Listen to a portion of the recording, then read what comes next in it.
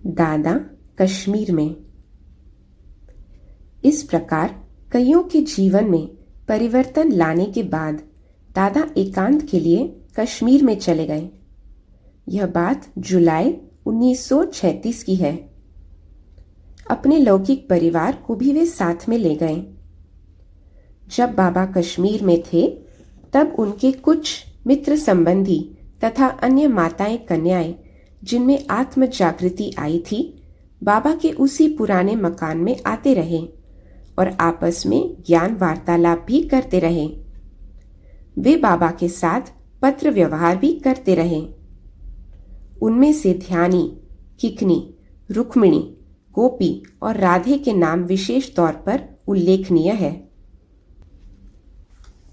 अब बाबा उनको कश्मीर से पत्रों के रूप में ज्ञान का अमूल्य खजाना भेजते रहते थे। बाबा एक दिन एक माता के नाम पत्र भेजते तो दूसरे दिन दूसरी के नाम। जिसके नाम पर पत्र आता था वह बहुत ही हर्षित होती थी और दूसरों को भी वह पत्र सुना सुना कर अतीन्द्रिय सुख देती थी। वह उस पत्र को विशेष तौर पर अपने नाम आया समझकर उसे एक अनमोल निधि मानती थी और उसमें लिखित शिक्षाओं को अपने जीवन में अपनाने का भरसक प्रयत्न करती।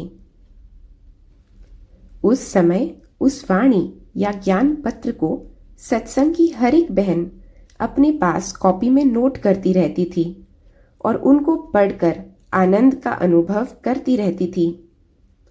उन सभी को उस समय गोपियों जैसा सुख अपने जीवन में प्राप्त होता था। कभी ज्ञान की मुरली की याद, कभी प्रेम के आंसू। इस प्रकार भिन्न भिन्न प्रकार से निराले अनुभव होने लगे। ऐसी अवस्था में उनको सांसारिक पदार्थों का सुख तुच्छ महसूस होने लगा और उनका नया जीवन शुरू हुआ। सबको ऐसा महसूस होता था जैसे कि वे निराली मस्ती में झूम रही है। कश्मीर में ज्ञान मंथन। कश्मीर में दादा एकांत में ईश्वरीय चिंतन में लवलीन रहते थे। वे कुछ समय ज्ञान युक्त पत्र लिखने में व्यतीत करते और कुछ समय वहां साथ रहे हुए संबंधियों को ईश्वरीय ज्ञान देते थे। अतः उनकी धारणा भी अब अधिकाधिक ऊंची उठ रही थी।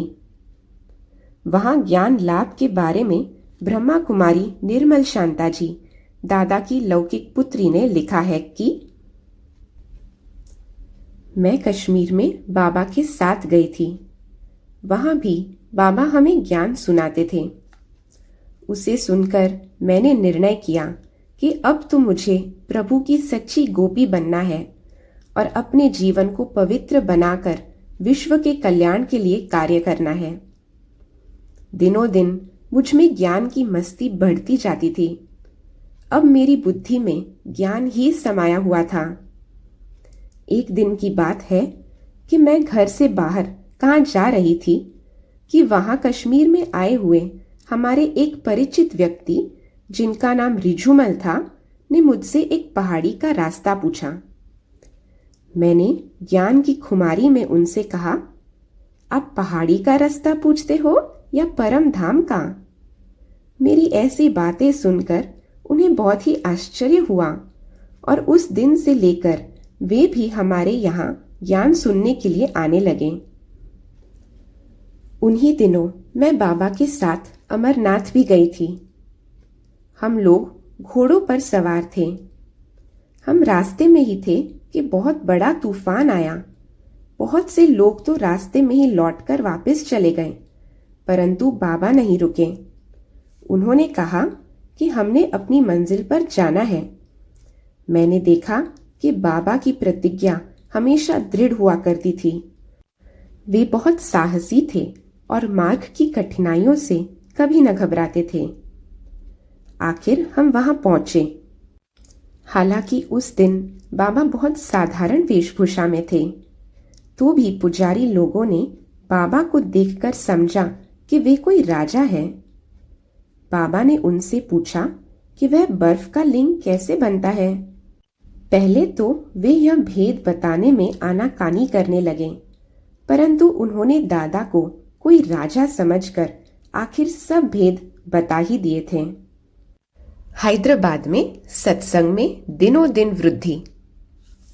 दादा की अनुपस्थिति में उनके ही मकान में अपने आप ही सत्संग की स्थापना हो गई। उनके मित्र संबंधी और आने वाले कुछ नर नारी इस ज्ञान से इतना प्रभावित हो गए थे कि उनके द्वारा घर घर में इस सत्संग की महिमा की आवाज पहुंच गई थी। शहर के लोगों ने देखा कि इस सत्संग में जो कोई भी आता है उसके जीवन में विशेष परिवर्तन आ जाता है। वह अशुद्ध खान पान को छोड़ देता है और उसकी अन्य बहुत सी गंदी आदतें भी मिट जाती है। जो माताएं घर में पहले झगड़ा करती थी, अब वे शांतिपूर्ण व्यवहार करने लगी थी। लोगों ने यह भी सुना था कि यहाँ साक्षात्कार भी सहज ही होता है, इसलिए लोग इस सत्संग की ओर आकर्षित थे। अतः दिनों दिन सत्संग में आने वालों की संख्या बढ़ने लगी।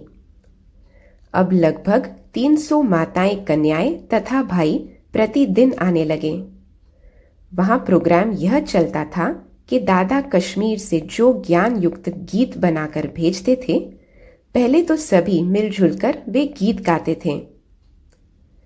फिर दादाजी के ज्ञान पत्र जिस माता के नाम आए होते थे, वह उनमें समाये हुए ज्ञान को बुद्धि में धारण करके आत्मा के स्वरूप में टिक कर उस ज्ञान के आधार पर इतना सुंदर भाषण किया करती थी कि सुनने वाले लोग चकित हो उठते थे कि उसमें ज्ञान की ऐसी ऊंची बातें बोलने की इतनी शक्ति कहाँ से आई। इतना ज्ञान इसने कैसे सुनाया। अवश्य ही कोई ईश्वरीय शक्ति है जो ऐसी अबला नारियों को ज्ञान बल देकर इतना योग्य बना रही है। शुरू से ही ज्ञान का कलश कन्याओं माताओं के सिर पर रखने से उनमें एक अलौकिक शक्ति आने लगी। जो कल तक अपने जीवन से असंतुष्ट थी और बोलने में हिचकिचाती थी, आज वे निसंकोच ज्ञान गजगोर करती थी।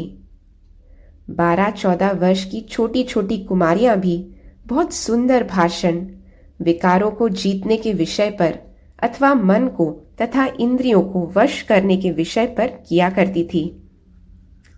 उस सत्संग में यही विशेषता थी कि जब अशरीरी रूप में स्थित होकर वहां जाने वाले नर नारी ज्ञान सुनते थे, तो वे शांति धाम का तथा बैकुंठ का अनुभव करते थे।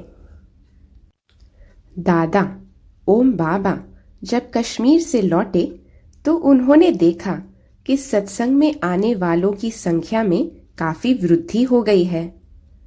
कन्याएं, माताएं और पुरुष बहुत ही उमंग और उल्लास में ज्ञान अमृत पीकर अपना जीवन पवित्र और सुख शांतिमय बना रहे हैं। बहुत लोगों को तो घर बैठे ही दादा का साक्षात्कार हुआ था और उस अवस्था में अव्यक्त मूर्त प्रभु ने उनसे कहा था कि मैं अमुक स्थान पर आकर ईश्वरीय ज्ञान दे रहा हूं, आप वहां मेरे पास आओ। इस साक्षात्कार से पहले उन लोगों को दादा का या ओम मंडली का किसी तरह का कोई भी परिचय नहीं होता था। इसी साक्षात्कार के आधार पर वे ओम मंडली में आ पहुंचते थे। वे आते ही दादा से कहते, आपने ही तो हमें दिव्य साक्षात्कार करा के यहां बुलाया है। दादा सोच में पड़ जाते। इन सभी बातों को देखकर दादा को अंतः प्रेरणा हुई कि यह अव्यक्त एवं गुप्त परमपिता परमात्मा का कार्य चल रहा है। वही स्वयं उन द्वारा अर्थात दादा द्वारा और माताओं द्वारा यह कार्य करा रहे हैं और आगे चलकर मनुष्य मात्र के कल्याण का कोई विशेष कार्य कराना चाहते हैं।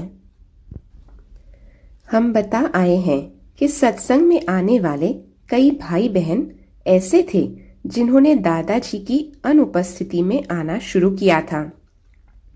अतः जब दादा कश्मीर से लौटे तो उन भाई बहनों ने दादा को पहली बार देखा। आहा, प्रथम मिलन में ही उन सभी को ऐसा अनुभव हुआ जैसे कि वे दादा के अलौकिक बच्चे अथवा बच्चियां हो। उन्होंने देखा कि बाबा का शरीर एक न्यारा शरीर है। वस्त्र बिल्कुल सफेद है। मस्तक ज्ञान सूर्य के प्रकाश से खूब चमक रहा है। नयन तेजोमय दिखाई दे रहे हैं, जैसे कि उनसे ज्योति की किरणें निकल रही हो। बाबा की उपस्थिति से देखने वालों के मन पर शीतलता का प्रभाव पड़ रहा होता, मानो कि दादा के मन में और उनकी कर्मेंद्रियों में अतः शीतलता हो। दादा के शरीर की बनावट ऐसी थी जैसे कि श्री नारायण साधारण रूप में खड़े हो। अन्य पुरुषों की तुलना में उनकी कांति ऐसी दिखाई देती जैसे कि वे सितारों के बीच चांद हो। बाबा को देखकर अथवा उनकी अलौकिक दृष्टि पड़ने से कुछ ही क्षणों में कई भाई बहन दिव्य दृष्टि पाकर श्री कृष्ण का तथा बैकुंठ का साक्षात्कार करते थे और उस वृद्ध शरीर में श्री कृष्ण को देखकर वे उन्हें जोर से पकड़ लेते।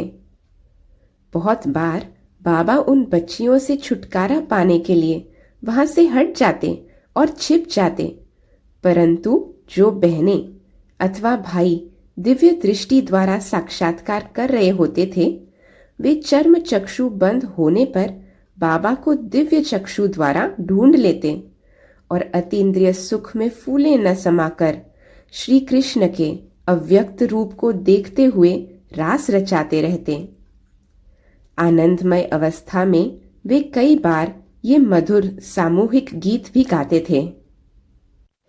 मोहे ज्ञान के झूले झुलाए कोई, मोहे प्रेम के झूले झुलाए कोई, मेरा जाने जिगर है योगी सोई, मीरा सम हूं मैं प्रेम प्यासी, दीदार खातिर मैंने लोक लाज खोई, मैंने दीदार खातिर लोक लाज खोई, मोहे ज्ञान के झूले झुलाए कोई।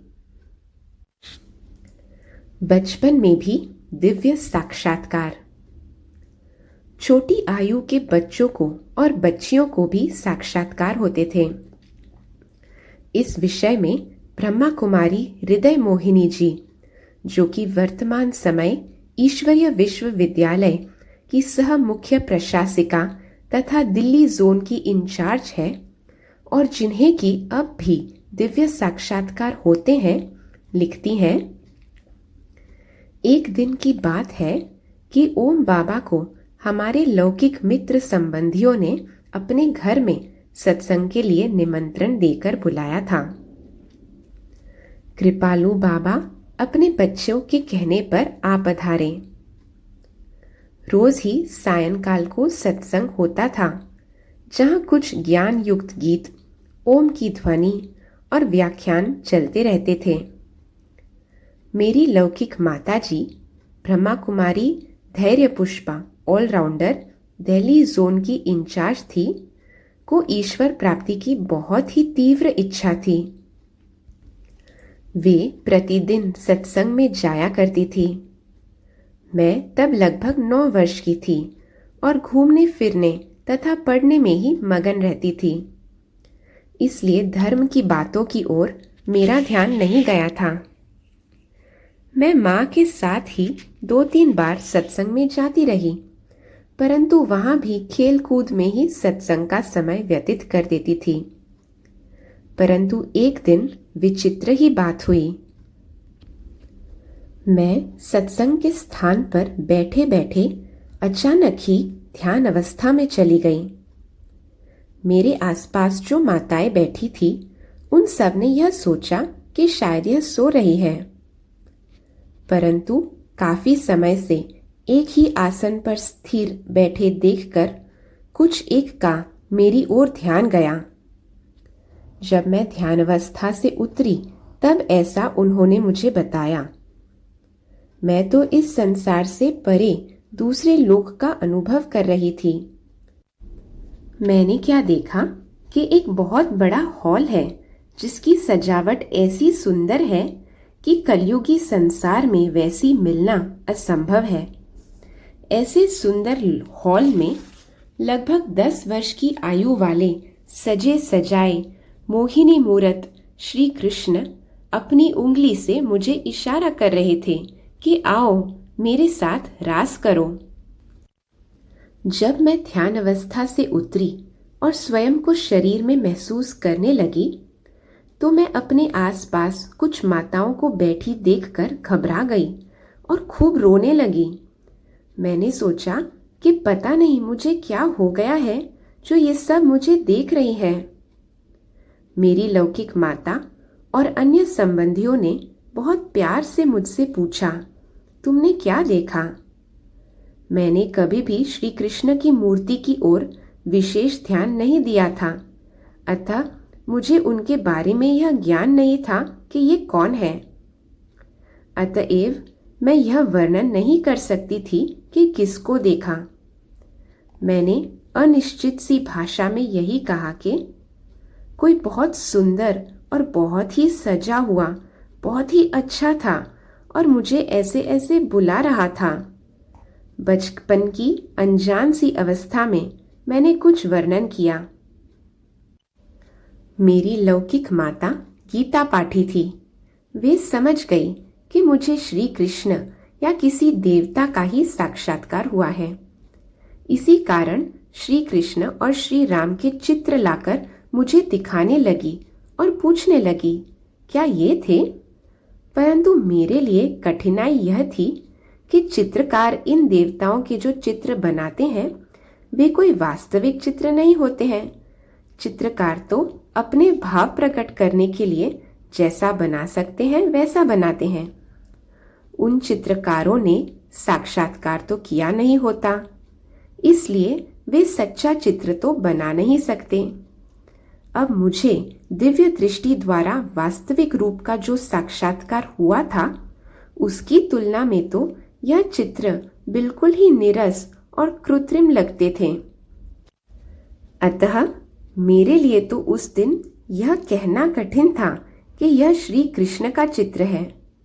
हाँ, उसके पोज, उसकी मुरली और वस्त्रों से थोड़ा सा मेल था, इसलिए मैंने कहा, हाँ मैंने ऐसा देखा, परंतु वह इससे बहुत ही सुंदर था और सजा हुआ था, आकर्षण मूर्त भी था। उसकी तुलना में तो यह चित्र कुछ भी नहीं है। इस प्रकार के साक्षात्कार और बहुत से बच्चों को तथा बड़ी आयु वाले लोगों को भी होते थे। सभी के लिए पितृवत प्रेम। इस प्रकार के गीत गा गाकर सभी गोप गोपियां अथवा सत्संगी भाई बहन खुशी में झूमते रहते थे। कई बार जब दादा सत्संग पूरा करके उठते थे तो सभी बहनें, माताएं और भाई उठकर दादा के सामने खड़े हो जाते थे। दादा की पवित्र पितृवत दृष्टि सभी आत्माओं पर पड़ती और सभी के प्रति बेटी, आ बच्ची, ये मधुर शब्द निकलते थे। सभी उपस्थित जन अनुभव करते थे जैसे कि वे आत्मा के रूप में आत्मा के पिता, जगत पिता अथवा धर्म के पिता के सम्मुख खड़े हैं। सभी के मन में बच्चों की तरह स्नेह का उद्रेक होता और उनकी अंतः चेतना बोल उठती कि ये हमारे बाबा हैं। वे सभी उन्हें ओम बाबा कहकर पुकारते थे। कई बुजुर्ग और मुखी या चौधरी लोग जो कि बाबा को पहले से ही जानते थे, वे भी जब बाबा के सम्मुख आते तो ऐसा अनुभव करते जैसे कि बिछड़े हुए बच्चे बाप से मिल रहे हो। कई माताएं, बहनें अथवा पुरुष जो पहली बार ही इस सत्संग में आकर सम्मिलित होते, उनकी यद्यपि पहले से ही बाबा से जान पहचान नहीं होती थी, तो भी वे जब बाबा को देखते तो उनकी आंखों से प्रेम के आंसू टपक पड़ते और सहसा उनके मुख से नहीं नहीं जिगर से बाबा बाबा ये प्रेम से भीगे हुए शब्द निकल पड़ते। बाबा कहते, ओ बेटी, ओ बेटा, बाबा तुम्हारे सामने खड़े बोल रहे हैं। बच्ची, क्या कहती हो? वह कहती, बाबा आप कहाँ थे? क्या आप हमको भूल गए थे? आप इतने वर्षों के बाद आकर हमें मिले हो। बाबा, ओ बाबा, हम कभी भी आपको नहीं भूलेंगी। बाबा, आप जल्दी से जल्दी हमें इस गंदी विकारी दुनिया से कहीं बहुत दूर ले चलो। उन्हीं दिनों एक ग्रामोफोन रिकॉर्ड चला था जिसमें भरा हुआ गीत कुछ इस प्रकार था। इस पाप की दुनिया से दूर कहीं ले चल, चित चैन जहां पाए ले चल वहीं ले चल। लोगों की आवाजों से, दुनिया की निगाहों से, आहा और कहीं ले चल, अब जल्दी वहीं ले चल। इस पाप की दुनिया से अब दूर कहीं ले चल अब। जब यह गीत सत्संग में आने वाली माताओं कन्याओं ने सुना तो उन्हें ऐसा लगा कि उनके लिए ही परमपिता परमात्मा ने किसी द्वारा यह रिकॉर्ड बनवाया है। यह गीत गा गा कर वे बाबा से कहती, बाबा बस अब हमें अपने साथ शांति धाम ले चलो। बाबा बहुत प्यार से कहते, बेटी, ओ मीठी बेटी, देख तुम्हारे लिए बाबा क्या सौगात लाया है। ये मधुर बोल सुनते हुए गोपियां स्वयं को अंतर्वाहक शरीर में अनुभव करते तथा दिव्य चक्षु द्वारा वैकुंठ का साक्षात्कार करके अपूर्व हर्ष को प्राप्त होते थे। वे गदगद हृदय से हंसते थे और स्वयं को परम भाग्यशाली अनुभव करते थे और कहते थे, ओम बाबा, अब हमने सुखधाम की राह देख ली है। बाबा, अब हम शांति धाम में पहुंच गए हैं। बाबा, अब हम इस पतित एवं विकारी दुनिया में, इस मृत्यु लोक में नहीं जाएंगे। इस अवस्था में उन्होंने एक मधुर गीत बनाया जिसे वे मिलकर सभा में भी गाते थे। गीत को गाते और सुनते हुए उन्हें ऐसा लगता कि वे कूंजों की तरह इस संसार से उड़कर बहुत ऊपर जा रहे हैं निज आत्माओं के धाम को। गीत के कुछ पद निम्न अंकित हैं। उड़ी ओम में जाती है ये गाती ब्रह्मा ज्ञान, तन मन धन की सुध बिसराकर जाती है निज धाम। ज्यों थक कर चिड़िया संग संग उड़ती जाती है निज ठाव, त्यों सखिया थक कर जन्म मरण से होती है उपराम। मैं दुखियारी भटक रही थी, भूली थी निज धाम, ओम मंडली ने लक्ष्य बताकर मिलाया मुझे घनश्याम। अमृत प्याला भर भर पीती, नित करती ज्ञान स्नान, ज्ञान अविनाशी गाते गाते चली जाती सुखधाम। बस इस सुख शांतिमय जीवन का अनुभव करते करते वे शरीर की सुध बुध भूल जाती थी। वे सारा दिन एक अलौकिक मस्ती में रहती थी। उनके जीवन में सुख और परिवर्तन देखकर शहर के काफी बुजुर्ग पुरुष भी अपने पुत्रों पुत्रियों आदि के साथ अर्थात समस्त कुटुंबी सत्संग सुनने आते थे।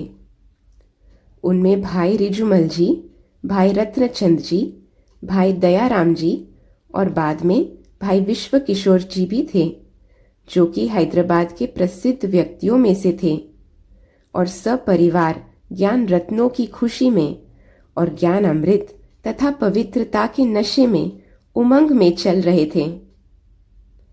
इस सत्संग में आने वाले बहनों भाइयों ने यह अनुभव युक्त गीत बनाया था और इसे वे सभी मिलकर गाया करते थे। ज्ञान नगर में बिताऊंगी तज के 5 विकार, प्रेम नगर में बिताऊंगी तज के अशुद्ध विचार, ज्योति नगर में बनाऊं घर तज के देह अहंकार, ज्ञान के गहने ज्ञान के भूषण ज्ञान ही सब श्रृंगार। आहा हा, ज्ञानी माता ज्ञानी पिता ज्ञानी है कुटुंब परिवार, ज्ञान के संग बिताती हूँ जीवन योग ही प्राण आधार। अथवा ज्ञान से है इस जग में आनंद निराला, ज्ञानी को होता है अनुभव सुख का। ज्ञान स्वरूप युगल की रीति है न्यारी, परम पिता है सच्चा सद्गुरु, शांति का भंडारी। सखी पियो सदा तुम ज्ञान अमृत का प्याला, ज्ञान से है इस जग में आनंद निराला। उस समय सभा की शोभा ऐसी होती थी जैसे कि इंद्र सभा लगी हो अथवा हंसों का झुंड बैठा हो। सभी कन्याएं माताएं जो पहले बहुत ही फैशनेबल थी, श्रृंगार प्रिय थी, हीरे जवाहरात से सजी रहती थी और अशुद्ध खान पान वाली थी, अब वे इस पवित्र गीता ज्ञान को सुनकर अपने आप ही पवित्रता के रास्ते पर आ रही थी। बाबा अथवा पिताश्री के जीवन का सभी पर इतना गहरा प्रभाव था कि उनके प्रैक्टिकल जीवन से प्रेरणा लेकर उनमें भी त्याग की भावना आ गई थी। अब उन सब का जीवन सादा, विचार उच्च, बोल मधुर, दृष्टि ज्ञान युक्त और वृत्ति सात्विक होने लगी थी। उन्होंने पवित्र जीवन का अच्छा रस लिया था, इसलिए अब उन्हें काम वासना वाला जीवन दुर्गंधपूर्ण, विषैला अथवा पलीद जीवन लगता था। ज्ञानामृत के घूंट भर भर पीने से उन्हें एक नया जीवन मिला था जिसका निराला ही सुख था। अतः उन्होंने मन ही मन प्रण किया था कि अब ब्रह्मचर्य व्रत में रहकर प्रभु को मन में बसाकर हम योगियों जैसा जीवन व्यतीत करेंगे। घर में रहेंगे परंतु कमल पुष्प के समान जीवन बनाएंगे। हम विकारों के कीचड़ से ऊपर उठकर रहेंगे। माताओं कन्याओं की सर्वोत्तम सेवा में सर्वस्व अर्पण। अब बाबा ने जब सत्संग अथवा ईश्वरीय ज्ञान की क्लास का यह विकसित रूप देखा और परमपिता की करामत देखी, तो उन्होंने ओम राधे को इस सत्संग अथवा ईश्वरीय विद्यालय के लिए अवैतनिक ऑनररी इंचार्ज नियुक्त किया और उनके साथ 8-10 अन्य ज्ञाननिष्ठ कन्याओं माताओं की एक कार्यकारिणी समिति, यह कमेटी अक्टूबर 1937 में बनाई गई, बनाकर अपना समस्त धन और अपनी संपत्ति माताओं की इस कमेटी को अर्पित कर दी। इस विषय में बाबा ने दिनांक 17 फरवरी 1938 को लिखा कि मैं अपना सब जर, सोना, जेवर, जमीन, मुथरक और गैर मुथरक जायदाद अर्थात चल और अचल संपत्ति इन माताओं की कमेटी को समर्पित करता हूं ताकि यह इस ईश्वरीय सेवार्थ कार्य में लगाई जावे। अतः अब माताएं ही सारे कार्य को संभालने लगी। सत्संग का नाम ओम मंडली क्यों पड़ा? अब यह सत्संग बहुत ही उन्नति को प्राप्त होने लगा। लोगों में यह ओम मंडली के नाम से विख्यात हो गया क्योंकि यहाँ ओम की ध्वनि की जाती थी और उसके अर्थ स्वरूप में स्थित किया जाता था। कश्मीर से लौटने के बाद बाबा ने देखा कि अनेक माताओं, बहनों तथा पुरुषों के जीवन में ईश्वरीय शक्ति की झलक आ रही है। उनके जीवन में पवित्रता और आनंद आ गया है। यह देखकर बाबा को बहुत खुशी हुई। उन्हें यह देखकर आश्चर्य भी होता था कि किस प्रकार उन्हें निमित्त बनाकर गुप्त रूप में परमपिता परमात्मा स्वयं नर नारी का जीवन ज्ञानमय बनाने का कार्य कर रहे हैं। परमात्मा के सिवाय किसी मनुष्य का तो यह कार्य हो नहीं सकता था। वही तो उनके शरीर के माध्यम से आत्माओं की जन्म जन्मांतर की ज्ञान पिपासा बुझा रहे थे। अब परमपिता परमात्मा शिव अर्थात गीता के भगवान ने उनके मुख कमल द्वारा 5000 वर्ष पहले की तरह ये महावाक्य उच्चारण किए कि काम विकार नर्क का द्वार है। वे उन्हें समझाते थे कि ब्रह्मचर्य के बिना ज्ञान अमृत की पूर्ण धारणा नहीं हो सकती। काम विकार को ही ग्रंथों में मूत पलीति कहा गया है। यही हलाहल विष है जो कि आत्मा को पतन के गर्त में धकेलता है। सत्संग में आने वाले नर नारी ने ज्ञान अमृत का रस चख लिया था। उन्हें पवित्र जीवन का आनंद मिल चुका था। अतः उन्होंने तो स्वतः ही मन में सोच लिया था कि अब वे पवित्रता पूर्वक जीवन व्यतीत करेंगे। उन्हें काम विकार वाला जीवन तो अब बिल्कुल गंदा लगता था और वासना भोग उन्हें मृत्यु से भी अधिक दुखदायक महसूस होता था।